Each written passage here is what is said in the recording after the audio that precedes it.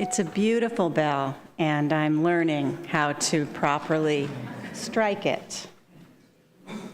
Good morning. Happy almost May Day.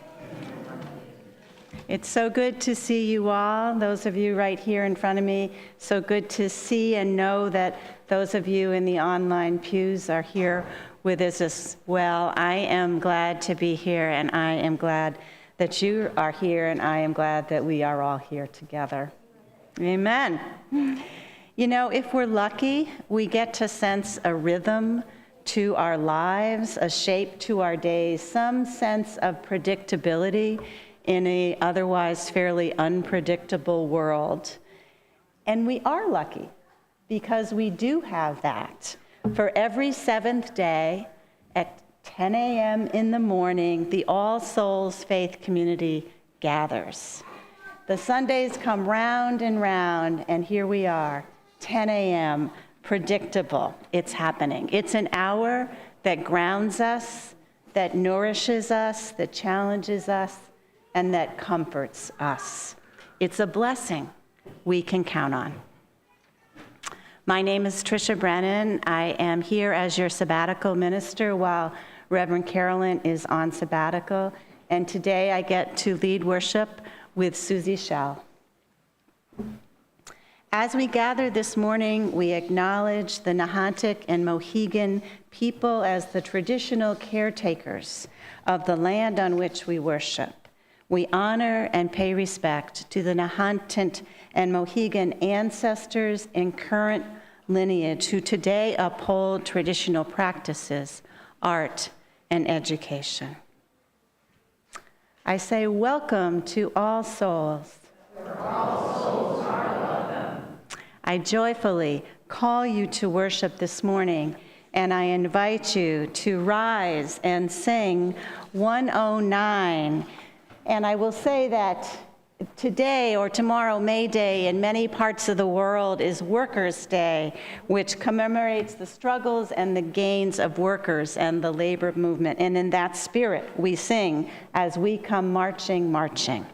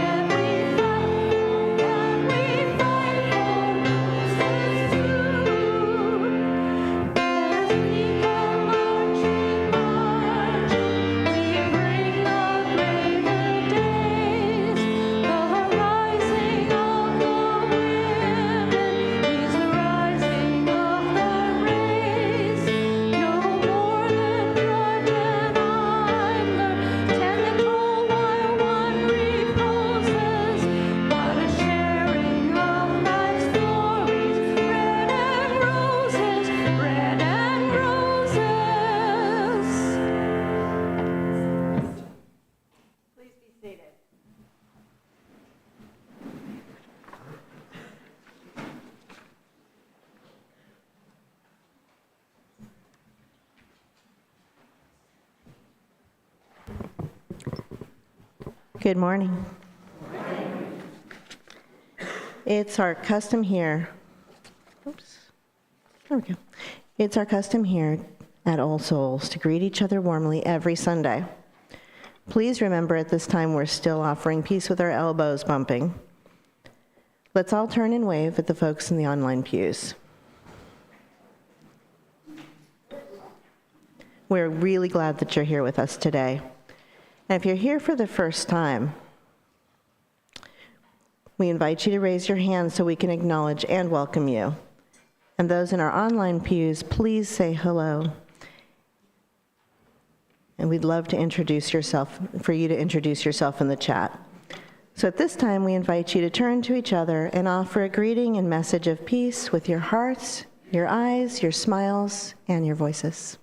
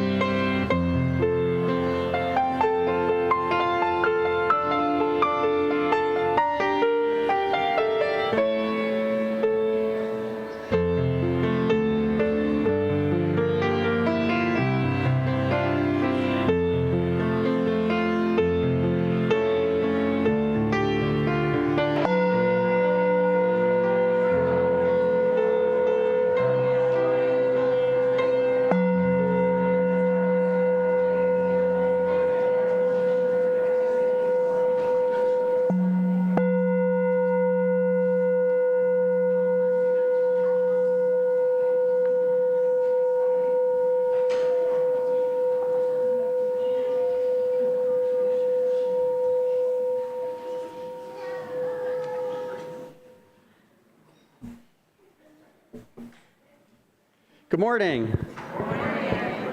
On a little bit of a dreary, drizzly, misty morning, you guys adding so much joy and life to this morning. So each Sunday, we light the chalice, the symbol of our faith, and we invite a child or youth to come up and light the chalice for us. So this morning, I would like to invite Alex to come up.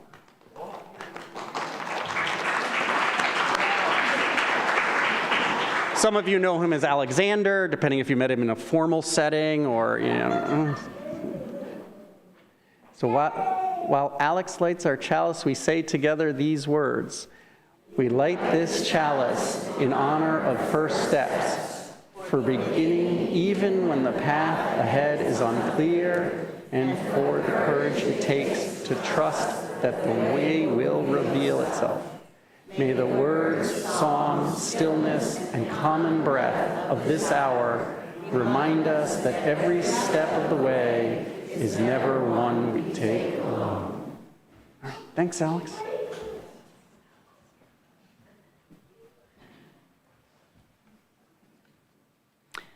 This afternoon, hundreds of people will walk through New London, including many of us, as part of the walk to end homelessness. We light this candle in recognition that so many lack the basic human right to safe, affordable housing. And we light it in hope and determination to work for that to change.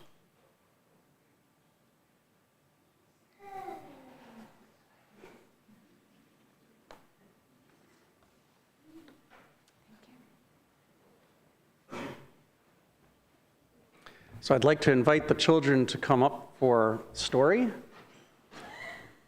We're a little bit of a smaller group this morning because there are actually two different Our Whole Lives classes happening with the 4th to 6th graders and the 7th to 9th graders. So they start in their classrooms. For those of you who don't know, Our Whole Lives is a relationship and sexuality education program that has many different age levels, age-appropriate program, and we do that here to address the full, as they say, our whole lives, the full self and who these children are and are becoming. So we're happy you're here for this great story. And today we're celebrating May Day, which has different festivals and celebrations around the world, actually. It's the halfway point between the winter solstice and the summer solstice. Did I get that right? Well, not quite right. No, But the those equinoxes. Of you who are here That's it. later will hear the correct answer. But that was good enough. Yeah, no, actually, I just realized that's not right. Right. Yeah. Spring equinox. The summer. equinox, Yeah. right. It's the equinoxes. You know. We're always learning. Right, All of right. us. Yeah, thanks. You're welcome. Yeah. It's an earth-centered tradition from the pagan celebration. And it actually, so we think of often Beltane, because that's England and Ireland, but it's actually celebrated with different names all around the world. And so we're going to have the maypole here in Unity Hall after the service and your classes. So we're going to celebrate and we're going to do things to prepare for that. But our story is related to May Day and Beltane.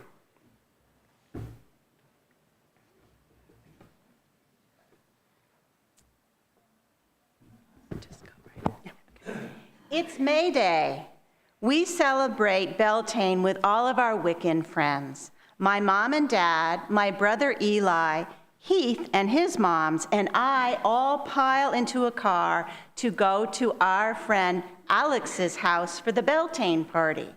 Everyone is happy, laughing, and silly as we crowd into our seats. Heath's mom, Tara, turns around in her seat. My mom says, "We're so happy about it being the middle of spring when everything's growing. You're growing, plants are growing. I think that's beautiful, and that makes me happy." I can't wait till we get to play on the beach. As we pull up to Alex's house, I can see the big maypole in the yard with colorful ribbons around it. There are lots of our friends dressed in bright yellows, reds, greens, and blues. The grown-ups are yelling, "Happy, happy Beltane!" We jump out of the car and are greeted by tons of hugs. Heath and my brother and I run to the beach as fast as we can. We race across the warm, soft sand. It squishes between our toes. I fall down and let myself roll until I bump into Heath's feet. I fall down next to Aisha on purpose. We look at each other and laugh. Let's be crabs! We walk on our hands and feet, our bodies high in the air until we're close enough to the water that it laps onto our fingers and toes. I shriek and stand up. So do I. We run to the ocean again and again. There is a lot of seaweed all around us. I pick some up and squeeze it in my hands. I put it on my head. I'm a sea creature, I tell Heath. I pick up some seaweed too, and I drape it across my shoulders. We growl and run around, kicking the water with our feet. My brother sees us and runs into the water. I yell, "Let's be a three-headed sea monster." We pick up my brother between us and run out of the water. Others have already gathered. They are getting ready to start the ritual. I pick up a small drum. I choose a rain stick, and my brother gets a pair of cymbals. We play our instruments, stand facing north. All the kids call out, "By the earth that is her body." Then we continue around the circle, each facing east, and call out, "By the air that is her breath." Facing south, we chant, "By the fire of her fiery spirit." We walk, drumming our drums, clanging our cymbals, and dancing to face west. "By the water of her womb." We join hands with the grown-ups and form one big circle. Everyone says together, "A circle is cast." We all cheer. One by one, we step forward and take ribbons. When everyone has a maypole ribbon, a woman walks around the circle, drumming. A slow, steady beat starts.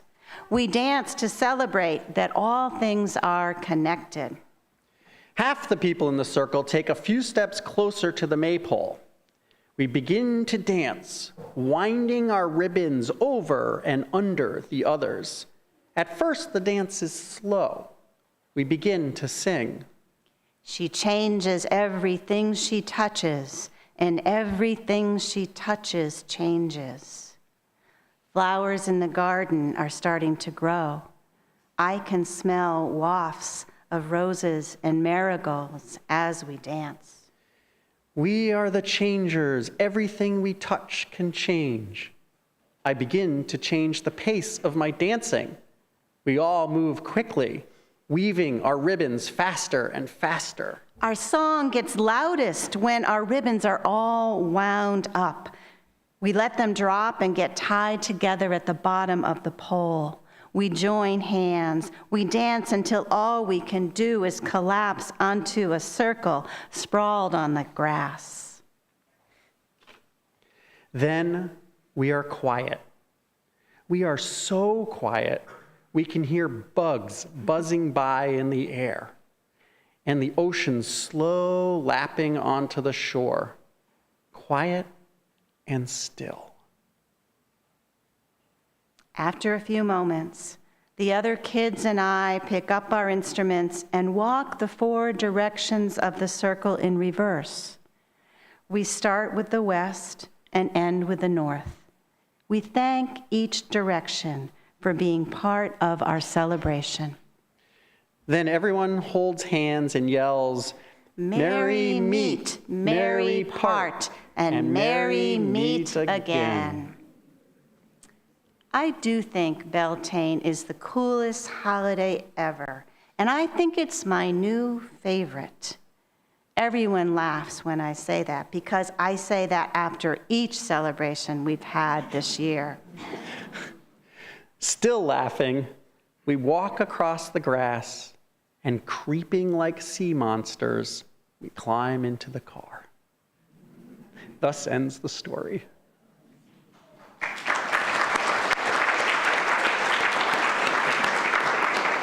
So we're going to creep out of Unity Hall like sea monsters. And if you can sing us out with Trees of the Field, that would be great.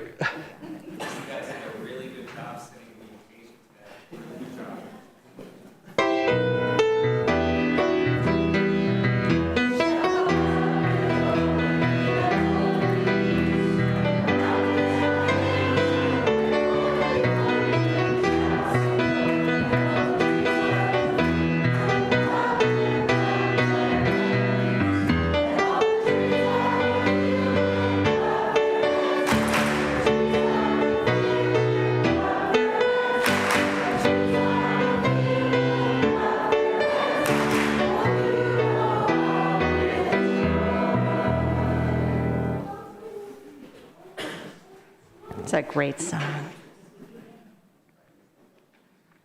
As you know, each week when we gather, one of the ways we tend to the fabric of this community is to bear witness to each other's lives, the joys and sorrow both. Those souls in the online pews, you may write in the YouTube chat what you would like to have shared here in Unity Hall. A reminder to please refrain from responding to each other at this point so we can read it easier. Those of you in Unity Hall, you're invited to come forward and light a candle of intention as you are so moved. Those of you at the front of the line, please light the candles at the far end to enable the line to flow. The circle is open. Your joy, your sorrow is welcome here.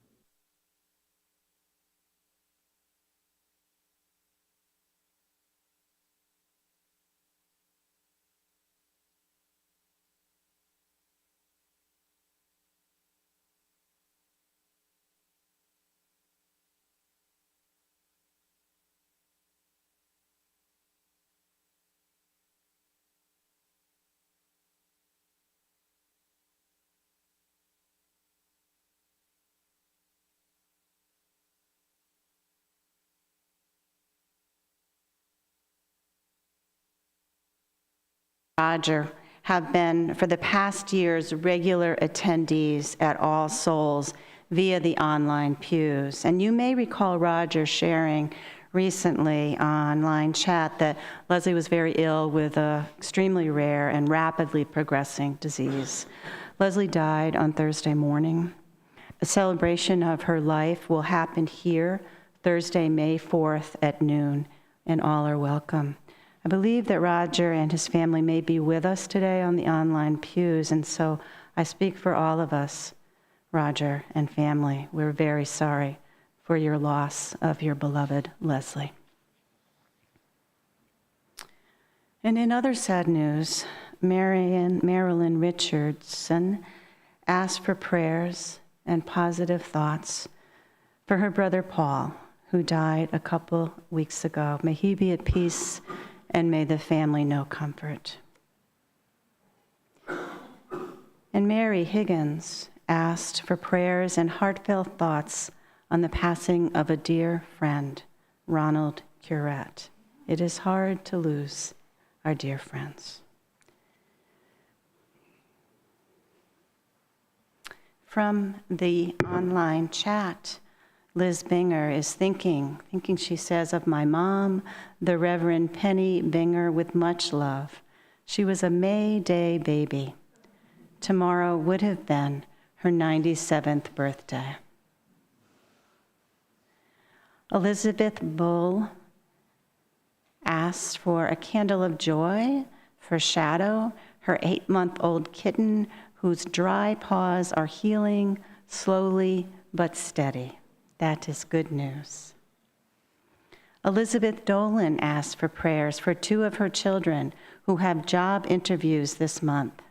Please send positive energies for Mary and Jim. They work so hard and are so hopeful. She thanks us.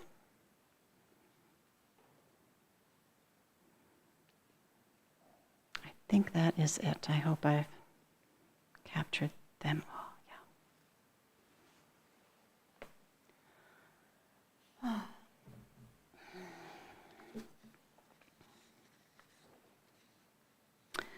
We gather all these intentions, spoken and unspoken, into our collective heart, and we're grateful that neither our joys and our sorrows need to be experienced alone. Prayer and meditation mean different things to different people. And so in whatever way is your custom, please join me in a time when our hearts and minds unite towards that which is most essential, most holy, most simple, and true. I share today a prayer of co-creation by Lynn Cox. O creative spirit, source of life and love, we give thanks for the beauty of this day and the company of those assembled here. Thank you for the breezes of change clearing our heads and bringing fresh ideas. May they cleanse our minds of the oppressions and isms that divide us. Thank you for the flame of hope, the heat of righteous anger, the warmth of compassion, the fire of commitment. May they bubble the cauldrons of transformation. Thank you for oceans of love, rivers of connection, tears of relief, and pools of serenity. May healing waters flow over us and through us and among us, wearing down the sharp rocks of despair to bring joy in the morning. Thank you for the good earth beneath us, around us, and within us. May we take this clay and co-create a new realm of justice and beauty. Thank you for all this and more. We accept our gifts and commit to building, sculpting, painting, singing, and dancing them to life, to abundant life. Amen.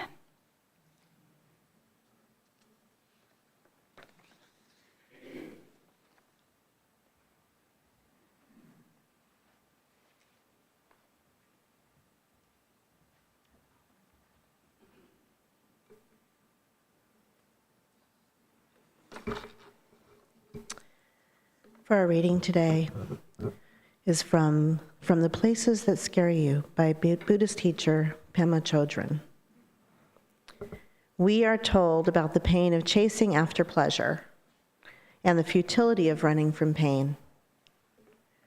We hear also about the joy of awakening or realizing our interconnectedness, of trusting the openness of our hearts and minds. But we aren't told much about the state of being in between, no longer able to get our old comfort from the outside, but not dwelling in a continual sense of equanimity and warmth. Anxiety, heartbreak, and tenderness mark the in-between state. It's the kind of place we usually try to avoid. The challenge is to stay in the middle, rather than be into the struggle and the complaint. The challenge is to let it soften us, rather than to make it rigid or afraid.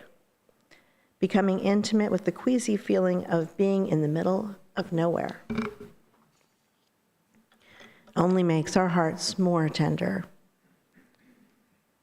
When we are brave enough to stay in the middle, compassion arises spontaneously by not knowing and not hoping to know and not acting like we know what's happening. We begin to access our inner strength. Yet, it seems reasonable to want some kind of relief. If we can make the situation right or wrong, if we can pin it down in any way, then we're on familiar ground. But something has shaken up our habitual patterns, and frequently they no longer work. Staying with volatile energy gradually becomes more comfortable than acting out or repressing it. And this open-ended, tender place is called bodhicitta. Staying with what heals, it allows us to let go of our self-importance. It's how the warrior learns to love.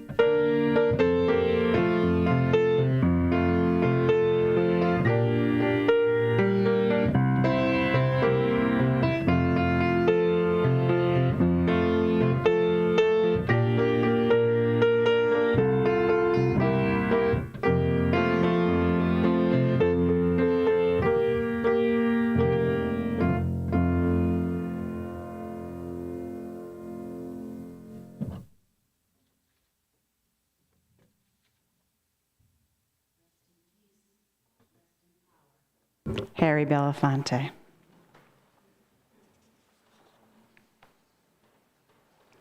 Well, a little bit ago, we heard a story about the Celtic holiday Beltane and the tradition of dancing the maypole. And just a moment ago, Susie read a reading from Pema Chodron about the wisdom of staying in an in-between state, having left the comfort of old patterns while not yet fully awakened or fully realizing our interconnectedness. And you might be wondering how those two traditions, those two seemingly very different things relate to each other and belong in one service. Well, I'm curious too. curious enough to think that there is an interesting conversation that can be had between them.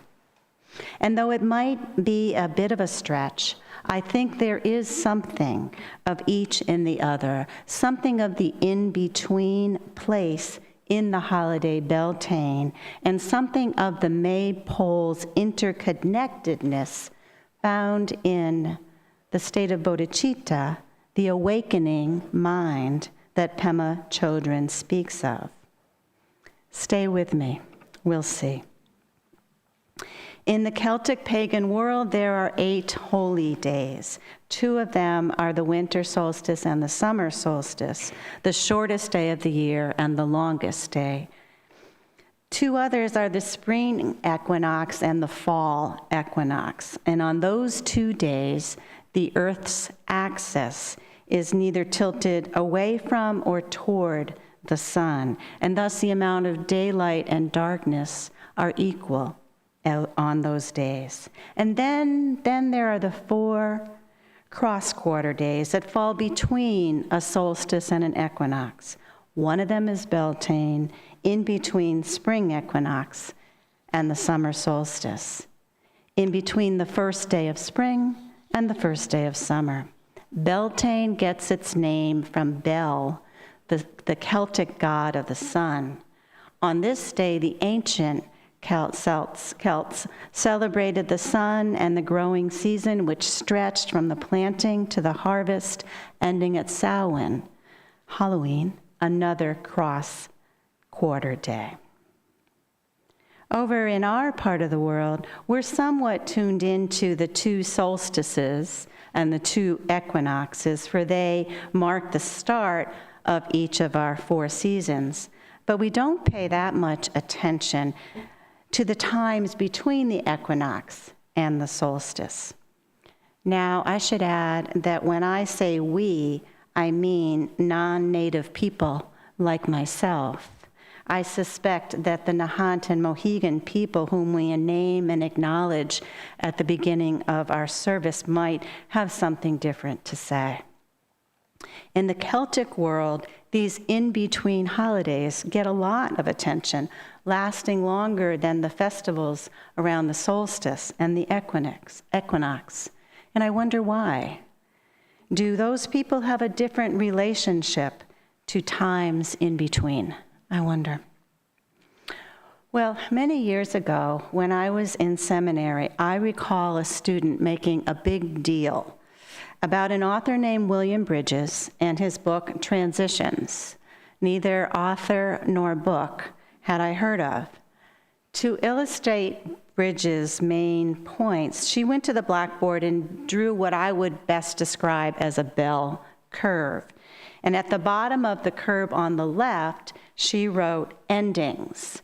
And at the bottom of the curve on the right, she wrote beginnings.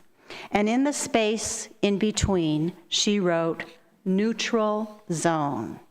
Endings, neutral zone, beginnings. That was the flow. And then she said a few things about Bridges' theory of change and of life's transitions. What I remember most about that was how passionate she was and how utterly unimpressed I was. It just seemed to me really obvious. Things end, things begin, and in between is in between. Isn't that just life? So let's say I didn't rush out and buy the book, but I laugh now because Bridges' book is a trusted go-to on my shelf, and I now see and appreciate how profound is that neutral zone, Bridges' term, and the in-between state, Pema Chodron's term, how profound it can be if we open ourselves to that time. Beginnings, ending, changes happen constantly in our lives. Some of them are positive, others not at all. Both can cause upheaval. Even positive changes at times can leave us kind of ungrounded. Leaving home, leaving a job, a kid going off to college, the death of a parent, a new baby, questioning one's sexual orientation, starting therapy, not sure of what will arise, acknowledging an addiction, falling in love. Upheaval comes in many forms. Ordinary life is full of change. Change is situational. Transition, on the other hand, is psychological and even spiritual. It's not the events, but rather our inner reorientation and self-definition that we have to go through in order to incorporate any of those changes in our lives. Without a transition, change is just a rearrangement of the furniture, to quote Bridges. Endings and beginnings usually have a shape and a definition, but the neutral zone, the time between the endings and the beginnings, does not. We never know how long they'll last, and the temptation is to rush through the undefined, murky, messy neutral zone to get to the exciting new beginning. But to do so would be to shortchange all the hard-won learning and growth that can be found there. If we stay a while and get to know ourselves as we let go of what has ended. It's hard work, though. I don't always do it. Plenty of fits and starts. Do you remember, any of you, the movie Groundhog Day? Oh, you do? Great. Well, then I don't have to tell you. It's the comedy starring Bill Murray as Phil, the weatherman. So Phil keeps waking up on Groundhog Day, day after day after day, until he learns what he needs to learn about himself, until he grows up. It was a pretty funny movie, but not so for my dear friend Dave. He saw it in a movie theater full of people laughing, and he couldn't stop crying, because at that point in his life, he was really like Phil. He was like stuck in the middle of a painful in-between time, unable to let go yet of his old self that he was leaving behind, even as his new self was really wanting to come, to be born. So the movie does a good job at helping us laugh at our human foibles. But when you're in a time when something is ending your place in the world or your sense of self, it can be really tough. We resist being in the middle of nowhere, of feeling lost and unsure of ourselves. We fight that. We fight that as individuals and as institutions. But we probably can't grow in depth and love and power if we don't welcome, or at least try to be open to a period of being unsure of ourselves and where we are going. You know, otherwise, if we stay sure of ourselves and rush to get it all done, whatever it is, we run the risk of missing the something that may make all the difference. As Frost wrote, we might take the road well trod, when in fact it's the road not taken that calls to us, that holds our future. However, if we're going to allow for that great unknowing and not rush too quickly to find the answers and fill the empty space, then we may feel quite vulnerable. And I think that it is when we allow for some vulnerability and honor it in ourselves and others that the deepest connections between us are possible. And that is what Pema Chodron speaks of, the value of not knowing and not acting like we know what is happening, and instead becoming intimate with what she calls that queasy feeling of being in the middle of nowhere. That may be the hardest task of all. To not rush to get it all done, but to make room for uncertainty, for questions and feelings and wonderings, for silence and stillness.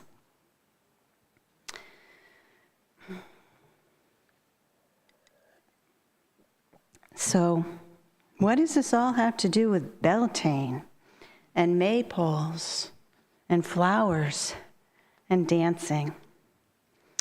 Well, friends, at about 10 p.m. last night, still in Boston, trying to find a graceful way to tie it all together, I suddenly realized as I read over what I've written, what I just shared with you, what I'd written that far, that I realized that, oh dear God, I am in the middle of an in-between state, a neutral zone with no end in sight for this sermon. Somehow what seemed like a really interesting idea to link Beltane with the Buddhist teachings on welcoming the unknown, yeah, that was earlier in the week. Right now, it just wasn't coming together for me. And if I was going to truly practice what I am literally preaching, I couldn't really push for or rush for or contrive an ending that hadn't arrived yet. I needed to stay and need to stay in the uncomfortable place of unknowing, of not pretending, of saying, that's all I got, folks. So sure, I can say, we can say that Beltane occupies that really curious in-between space between the sturdy four corners of the Celtic Wheel of the Year. And sure, we can imagine that as we soon do the dance around the maypole, how the weaving of the ribbons during the maypole dance, in and out, is a beautiful example of the interconnectedness that is at the heart of Buddhism and many faith traditions. But it may be the wiser course to just let Beltane be Beltane in all its glory. On this rainy, cloudy day, we don't have to have the sun to have fun. And maybe we can just be grateful that in my short time with you, I sense that when you welcome all souls, you mean it. All souls, imperfect souls, lost souls, vulnerable souls, trying to figure it out souls, missed the bus souls, forgiving and forgiven souls, can't find the end of the sermon souls. All souls, including me.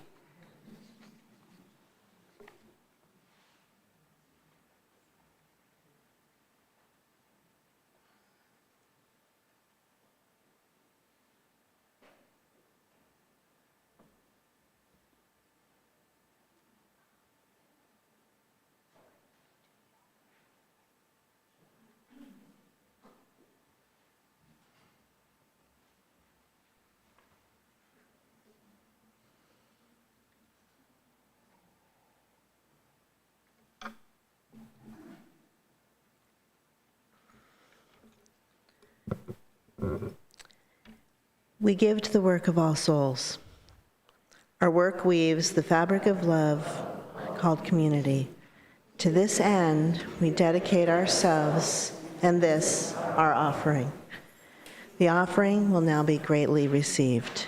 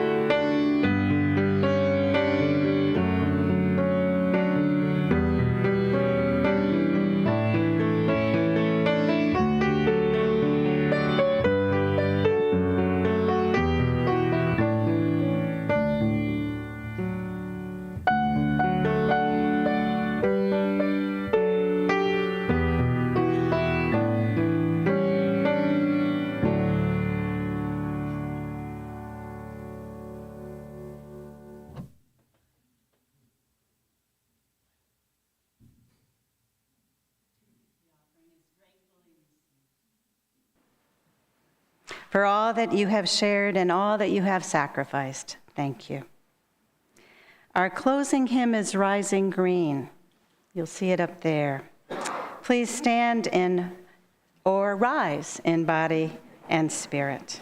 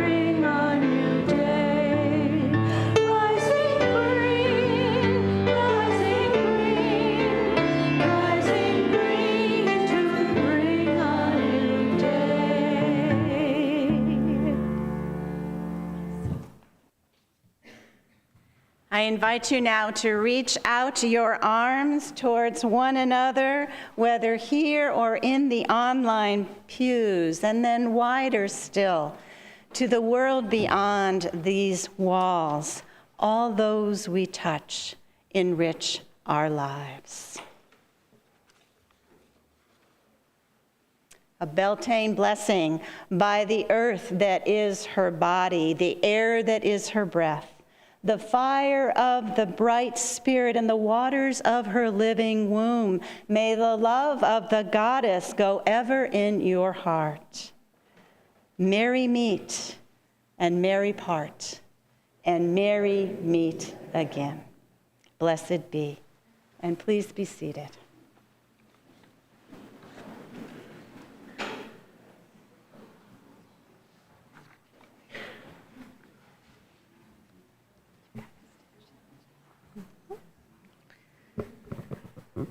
Please say with me the chalice extinguishing words.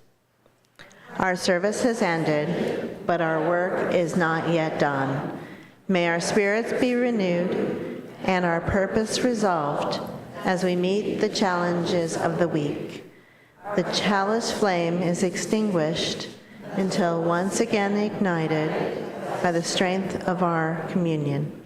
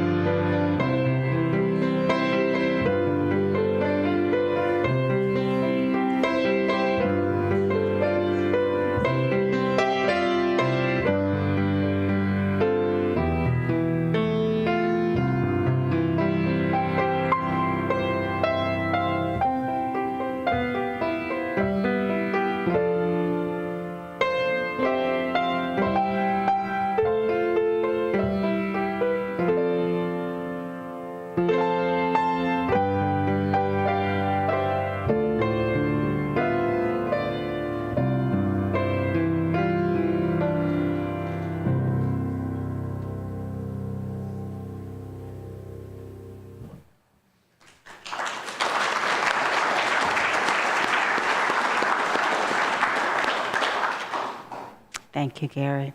Thank you, Adam. Announcements. If you're new to All Souls and you want to know more about this faith community, please stop by the welcome table where you will be happily welcomed and greeted, and your questions will be answered or attempted to be answered. The weekly Black Lives Matter witness will happen today right out on the street. Please come if you can. All ages, please join in dancing around the maypole. Does anyone know if we're dancing around the maypole inside or outside? We are dancing in the maypole. Okay, I think that's going to require some help moving some chairs. Today at 1, the Walk to End Homelessness gathers down at the Parade Plaza. You can gather earlier, but the walk starts at 1, and so glad so many from All Souls are going there. I'm preaching next Sunday. Next Sunday, the budget hearing, and there's a budget hearing and building update, and that's going to start right after service ends. 11:15. 11:15. You bet. Thank you. And likewise, on the next day, Monday, May 8th, there'll be a Zoom budget meeting. So you can look for the link of that in the newsletter. There is also a plant sale next Sunday. That is the end. Merry meet and merry part and merry round the maypole.